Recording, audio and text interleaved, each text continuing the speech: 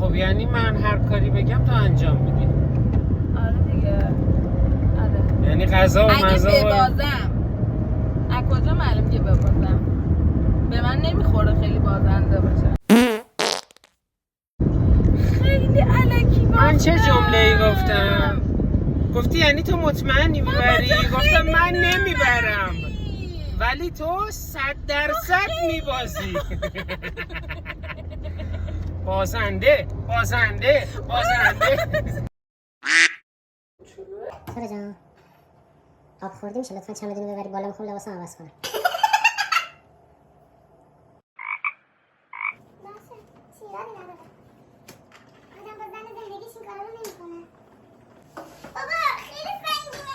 مرسی. یا نباشه بذار این چند تا بنداز کمک بفهم. خودم خواستم کمک کنم نذاشت. علی کن یه پله مونده. علی کن دست بنداز یا علی جوون. آها من میخواستم کمک کنم نذاشت. سارا اینا که برداشته به سر جاش.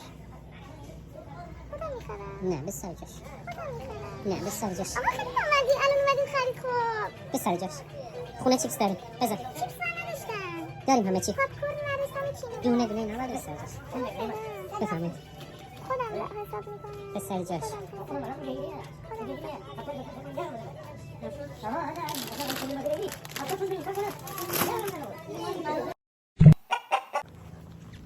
سارا جان حالا که نشستیم بند کفشه منم ببن.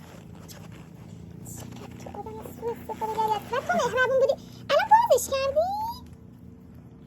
بازش کردی من دوباره ببندم؟ بعد تو به خود میگی مهربون؟ نه من که میگم ادای مهربون رو من در میارم. خیلی آدم عوضی هستی. یکی هم باش.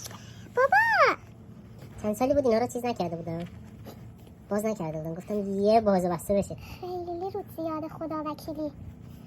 بعد میگه من آدم سختی نیستم. چرا اینا رو فیلم نمیگیری که دارم میگم؟ مرسی.